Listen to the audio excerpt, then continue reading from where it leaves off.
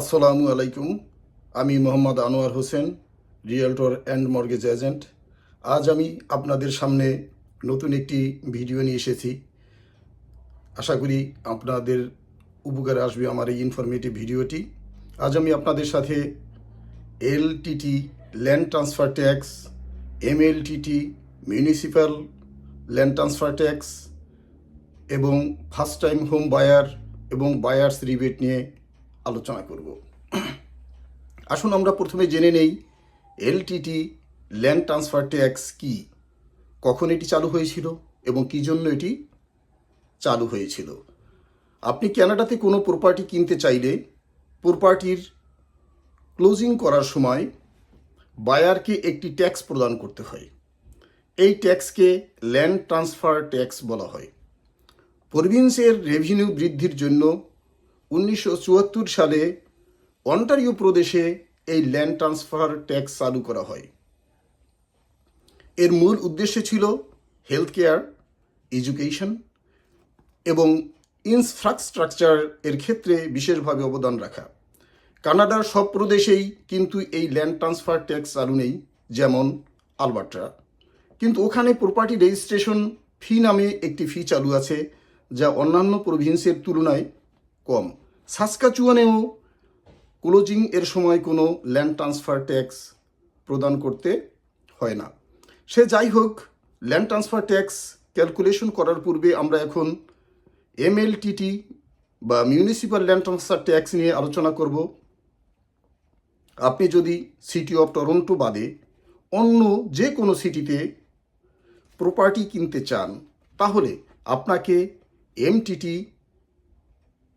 বা municipal land transfer tax pay করতে হবে না। একমাত্র সিটি অফ টরন্টোতে আপনাকে এই এমটিটি বা মিউনিসিপ্যাল ল্যান্ড ট্রান্সফার ট্যাক্স প্রদান করতে হবে। এই বিধানটি সিটি অফ টরন্টো অ্যাক্ট 2006 এ অনুমোদিত হয় এবং 2008 এর 1 ফেব্রুয়ারি এটা ইফেক্টিভ বা কার্যকরী হয়। প্রপার্টি ভ্যালু এর উপর ভিত্তি করে ধাপে ধাপে, that is in a graduated base rate হারে এই ট্যাক্স ধার্য করা হয়, যা ক্লোজিং এর সময় অবশ্যই বায়ারকে পে করতে হবে। কিন্তু ফার্স্ট টাইম হোম বায়ারের জন্য provincial land transfer tax rebate এবং মিউনিসিপ্যাল ল্যান্ড ট্রান্সফার ট্যাক্স রিবেটও রয়েছে।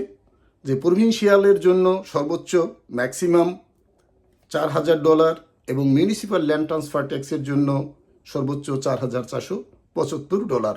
তাহলে আমরা দেখতে পাচ্ছি, কেউ যদি সিটি অফ টরন্টোতে ফার্স্ট টাইম হোম বায়ার হিসাবে প্রপার্টি কিনতে চায়, that is residential or commercial, যে কোনো প্রপার্টি কিনতে চায়, তাহলে সে ম্যাক্সিমাম $8,475 রিবেট পাবে। এখন আমরা দেখব কোন এরিয়াগুলো এমএলটিটি মিউনিসিপ্যাল ল্যান্ড ট্রান্সফার ট্যাক্স এর আওতায় পড়ে। আপনাদের জ্ঞাতার্থে জানাচ্ছি যে সিটি অফ টরন্টো মূলত 3টি ভাগে ভাগ করা হয়েছে সিটি অফ টরন্টোকে, যেমন west Toronto, central Toronto and east Toronto. Basically 416 areas, যার মধ্যে পড়ে Toronto, York, North York, Etobicoke and borough of East York, that is Scarborough site. এখন আমরা জানব first time home buyer rebate eligibility বলতে আমরা কি বুঝি। প্রথমত, বায়ারকে অবশ্যই কমপক্ষে 18 বছর বয়সের হতে হবে। দ্বিতীয়ত, অবশ্যই তাকে 9 মাসের মধ্যে বাড়িতে বসবাস শুরু করতে হবে। তৃতীয়ত, পৃথিবীর কোথাও বায়ার এর কোনো বাড়ি বা বাড়িতে কোনো ইন্টারেস্ট থাকা যাবে না। চতুর্থত, যদি বায়ারের স্পাউস থাকে, তাহলে স্পাউসের নামেও পৃথিবীর কোথাও কোনো প্রপার্টি থাকতে পারবে না বা কোনো ইন্টারেস্ট প্রপার্টিতে থাকতে পারবে না। পঞ্চমত, বায়ারকে অবশ্যই ক্যানাডিয়ান সিটিজেন অথবা পার্মানেন্ট রেসিডেন্ট হতে হবে। এখন আমরা land transfer tax rebate land transfer ট্যাক্সের রেট নিয়ে আলোচনা করব। প্রথমত আমরা যদি লক্ষ্য করি তাহলে আমরা দেখব প্রথম 0 থেকে 55,000 পর্যন্ত 0.5% হারে ট্যাক্স প্রদান করতে হয়। 55,001 থেকে 2,50,000 পর্যন্ত 1% হারে, 2,50,001 থেকে 4 লাখ পর্যন্ত 1.5% হারে এবং 4,01,000 থেকে 2 মিলিয়ন দ্যাট মিনস 100,000 পর্যন্ত 2% এবং যদি ওভার 2 মিলিয়ন হয় বা 100,000 উপরে হয় তাহলে 2.5% হারে, এইভাবে ধাপে ধাপে হারে আপনার ট্যাক্স প্রদান করতে হয়।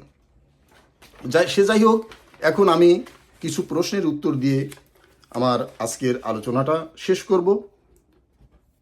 আশা করি আপনাদের প্রশ্নের উত্তরগুলো ভালো লাগবে।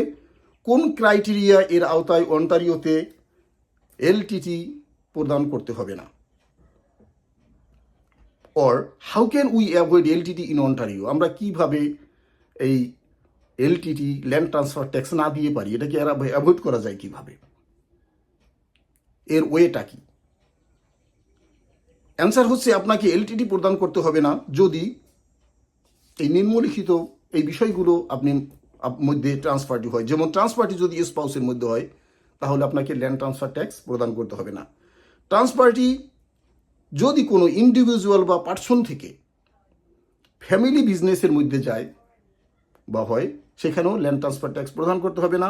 ট্রান্সফারটি যদি ফার্মল্যান্ড বা ফার্মিং প্রপার্টি হয়, খামার প্রপার্টি হয় এবং এটি যদি ফ্যামিলি মেম্বার্সদের মধ্যে ট্রান্সফার করা হয় তাহলেও আপনাকে ল্যান্ড ট্রান্সফার ট্যাক্স প্রদান করতে হবে না। এলটিটি কি শুধু রেসিডেন্সিয়াল প্রপার্টির ক্ষেত্রে প্রযোজ্য? Answer is no. LTT applies to both residential and commercial estate transactions, but in different rates. Who are eligible for the first-time home buyers refund program? My answer is only for the Canadian citizens and permanent residents of Canada. আজ এ পর্যন্তই রইল বন্ধুরা।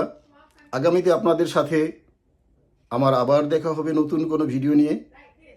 আপনাদের real estate এবং mortgage সম্পর্কে কোনো তথ্য জানতে ইচ্ছে করলে অবশ্যই আপনারা আমাকে কল করবেন। আমি মোহাম্মদ আনোয়ার হোসেন আপনাদের সেবায় নিয়োজিত আছি। আমার ফোন নাম্বার 647-807-7875।